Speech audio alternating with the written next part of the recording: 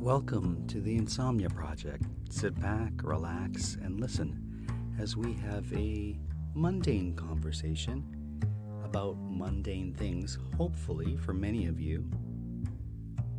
Thank you for joining us. I'm Marco Timpano, and we're picking up where we left off from last week's episode with Nidhi Khanna, one of the fan favorite, one of my favorite. The person who started the podcast with me has joined us back, and she's always a delight. And she has mentioned many times that she wants to do more episodes, and when her time permits, she's going to be joining us. So we're really fortunate to have her. And we left off talking about games that we both had played, but I start the conversation in a totally different direction. So I think that is a great starting point for this particular episode, and you'll hear from both of us on a wide variety of topics. That's one of my favorite things to actually talk about when the episode bounces from topic to topic, and I think you're going to find that in this particular episode. So I hope you enjoy it, and I hope, of course, you enjoy what Nidhi has to say. And I'm going to start it off with a question. Are you a fan of rainy days? You know what? I do enjoy them. Like once you've had enough sunny days, it's nice to have just a rainy day because it's such an excuse to do nothing, right? And just curl up, have a warm beverage, read a book, blanket, pillow, fall asleep in the middle of the day. So I enjoy rainy days for the pure laziness of it. I'm a big fan How of about you? I'm a big fan of rainy days too. Yeah, I we like particularly it. love a rainy day in a place that's used to rainy days. So, for example, if you're in parts of England or parts of the west coast of Canada where it tends to rain more, they're prepared. They've got their umbrella system really, worked out. Down pat. They know how to dress for it. They know to look out for when it's going to rain. They look at weather apps and whatnot. And I find when I'm around that kind of system, or that kind of, like, even when we were in Oregon and people were just ready for rain, I'm like, I'm cool with this. I could do this.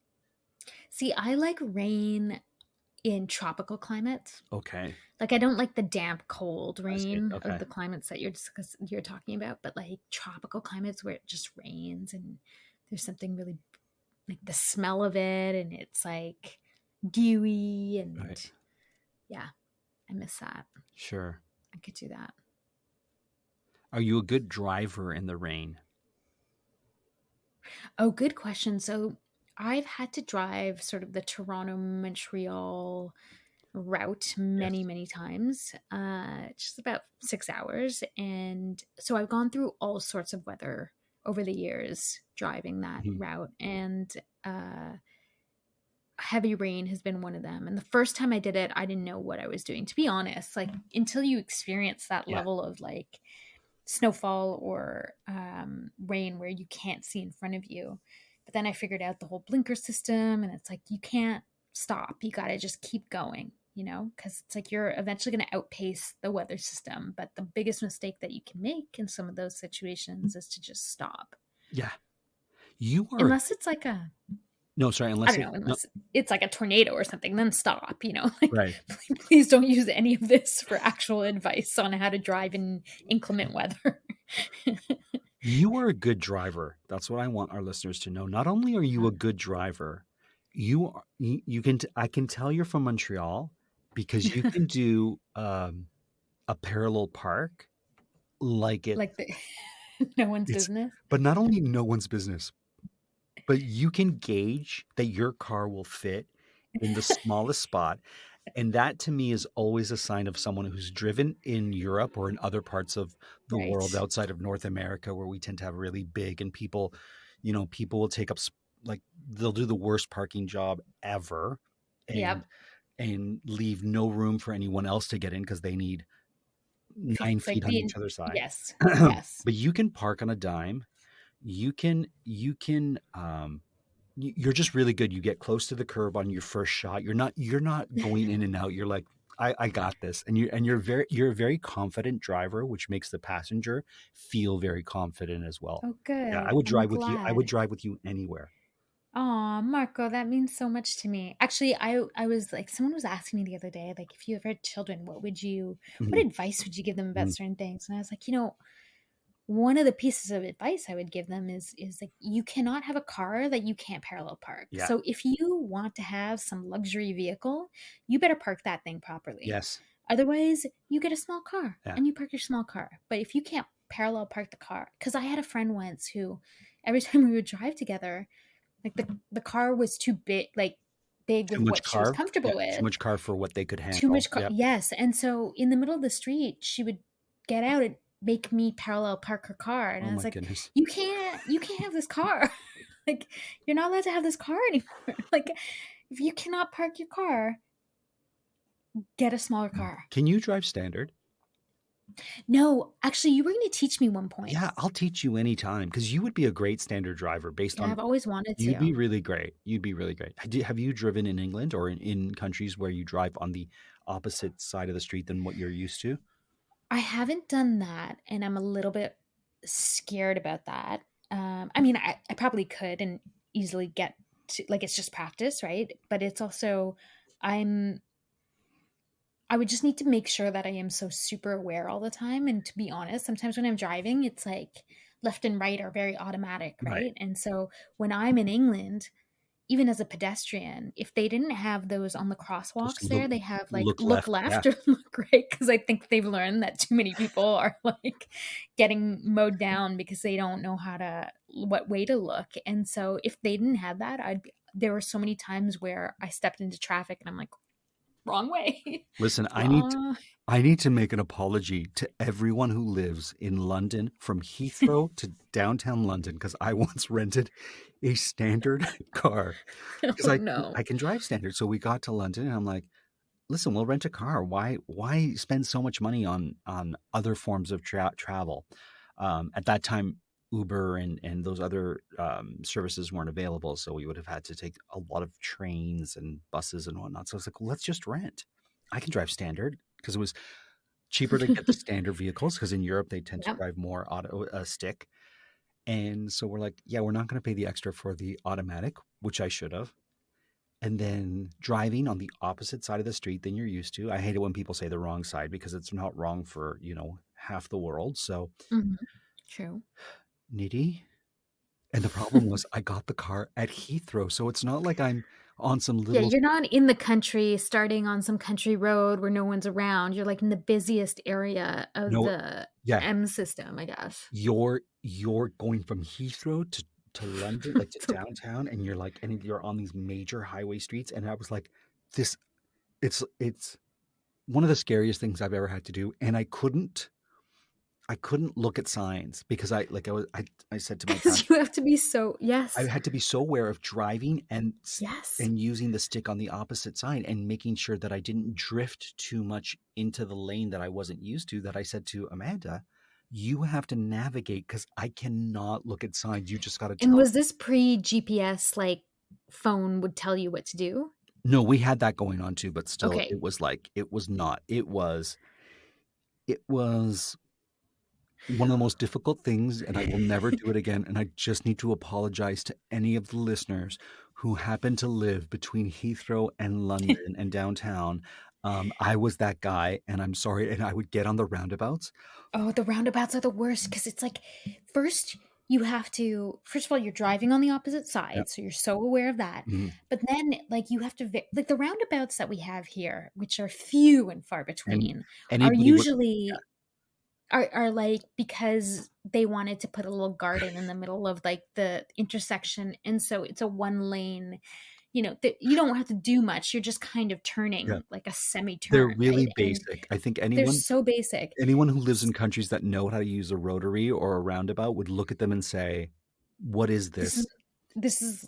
is yes, a joke. And so And you people, get onto the roundabout, and then it's like, what are the rules of the roundabout? Because it's like, okay, so I need to get to 3/4 to the exit, like 3/4 of a circle away. So when you enter the roundabout, you're not supposed to stay in the I don't know what lane you're supposed to You be have to in. be in the right lane, and what I would do is I would get in the roundabout and I would just circle it until like, I would just be like, "I can't take the like, you need to tell me which exit because I don't have time to figure it out in time." So I would just be going in a circle and she would be and Amanda would be like, "The third exit." And I'd be like, "You gotta help me. Well, now we don't know I which can't." one She's like, third is. We would have to follow cars." She's like, "Follow the yellow car." And I would just follow the yellow car Oh my because I sound goodness. like such a degenerate here on this podcast, but I apologize once again. I know here's the thing. There should be you should have to do a test before they give you a car to drive on streets that you're not used to on the opposite side of the street. It shouldn't be, "Oh, you can drive? Yeah, sure. Take a vehicle and go on in a system that you don't understand." You should have to do a little bit of training before they allow Mm. you to do it. Whether it be an online thing that you know the rules of that country before you're given a car. I think that would make everyone's life much better. Or you can just take the Heathrow Express and go Yeah, from or Heathrow just to like. you know what? From now on, I'll tell you, my listeners, in countries where you drive on the left versus the right, I will no longer. I will take your transit system. I will pay extra. I will not be. I will not be doing any of that. So I learned my lesson. Oh my goodness, Nidhi. Well, I don't know. Before we go, I want to say this. So we have these really basic roundabouts here that are really like you said, basically a garden, just a way to see a garden, and people still don't know how to use them. No, I know there's still accidents that happen. It's People approach them, they don't know what to do. They drive through them. It's just I've seen so many things when I see these roundabouts. I'm like people will go out of their way to avoid them, and it's like, guys, we just need to learn how to use them right, and it'll make traffic go so much quicker. No, no, yeah. no. I mean, we don't do well on Hmm. even just straight highways sometimes. So Is there a luxury vehicle you would like to get? I'm going to end it on something like that because I know you like luxurious things, and yeah, but maybe. not with Oh, vehicles. really? So here's the thing. Yeah, Actually, also, I mean, I don't know if I love luxurious things. you I do. love like Bougie things. One of our fan favorites is the bougie. All right. What are the essentials that you need in your car? Be them luxurious or not? What are like your top 5 must-haves in a vehicle? water. No, no, but I mean when you're buying it, not that you bring When I'm buying. Okay. that the vehicle must have. Okay, I see. Seat warmers. Yes. Um, I mean, my car is so old now. My car is like a 2011 Mazda 2. So when we talk about the bottom of luxury, Right. this is pretty much it. I drive a Like I don't even have a 2008. proper. So let's not go there. Yours is Okay, fair luxurious. enough. For It's me, clear. yours You're is a right. modern. Everything is Right. perspective. You're right. I would want it to have like now, if I were to buy a new vehicle, it Yes. would have to have like the GPS computer thing inputted. Yes, love it.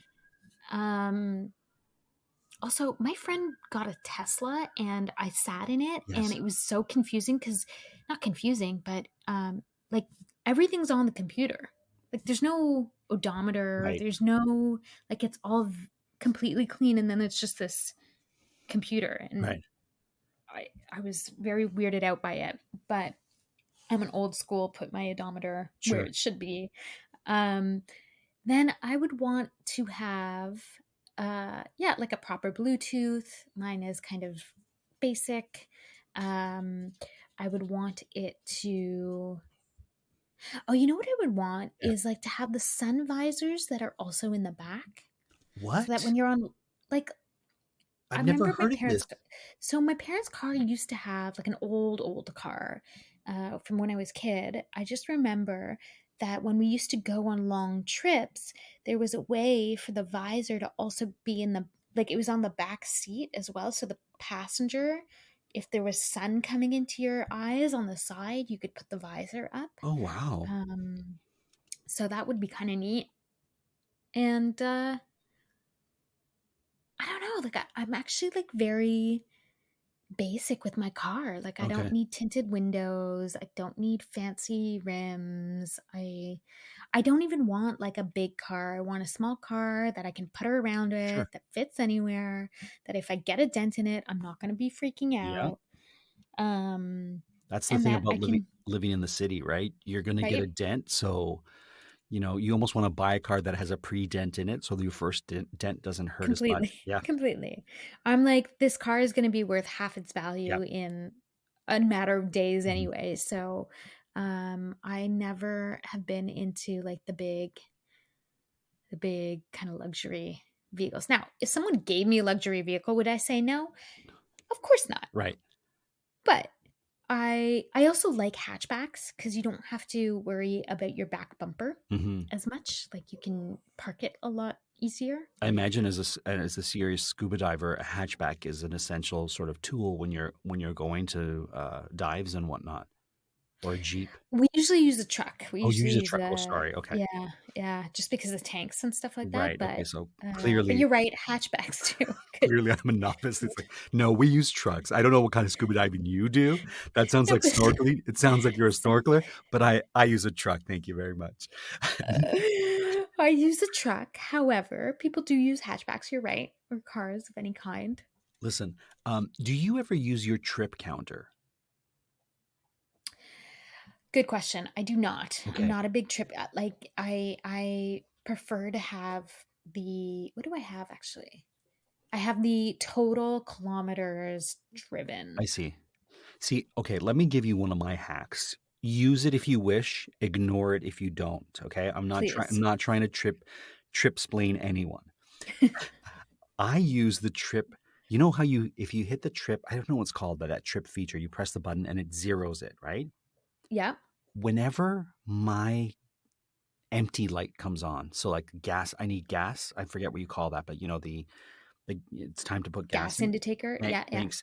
I press my trip counter because Oh. I know I have 40 clicks before it's desperate and I really need the gas. So as soon as it comes on, I'll press it just in case I can't get gas as soon as it comes on. I'll know how long I have until my reserve is gone. Okay. See, I have on my thing, it tells me how many kilometers are Well, left in the okay, so tank. you've got so your little 2011, all right, seems to be quite fancy compared to my 2008, where I have to desperately press the trip counter in order not to end up on the side of the road. Well, every year has its own innovation. It's true. It's true. It's true. Oh my goodness. Oh, isn't that funny though? Like talking about cars. Like there's some people who are so into cars that if you talk to them about cars, they can tell you like the things that must have. And for me, it's I like know. I just need more cup holders. I don't have Yeah. enough cup holders in my car. You know what? That's a good point. Mhm. That's a good point. Cup holders, like any of the accessory type things, You know the thing would to put your be, glasses? yeah, They don't give yeah. us enough because if there's two people driving, you have glasses and sunglasses and they have Yeah. glasses. And it's like, how am I supposed to fit all that in there? Oh, one feature that I would want to get, Hmm. like a more bougie feature. I don't know if it's actually a bougie feature, but I would want to be able to open my car with my fingerprint, Oh, okay. Yeah. like unlock it with the fingerprint Yeah. rather than Have to the key. sensor. Yeah, Yeah. Yeah. I will that would be never good. get a car that doesn't automatically turn off the headlights if you forget them on. Oh yeah, that's Because my previous or car, vice versa. right? Yeah. No, no, I can't. I can't No, because because it's I'm the just type of the person battery. who Yeah. will forget the lights on once in a while, not all the time, but I've had to have a boost so many times with my previous car because of Yeah. that. And I was like, how did you design this? That this happens, but I have so many other silly features that go automatic. So, anyways. Well, Oh, well, that's our episode, Nidhi. Thank you so much for taking us on this tour with you. I know we really went on a tour. I love it. It's so nice to be here. Thank you for having me. I know the listeners love hearing from you. I certainly find it delightful. So thank you. Of course, we want to have you back. So anytime you just say the word. I will be there for sure. Awesome. Until next time, we hope you enjoy this episode. Once again, I'm sorry about the crumpet and English muffin debate, but whatever you enjoy, I hope you enjoy it with a plentitude of jam or butter or whatever it is. And until next time, I hope you're able to listen and sleep.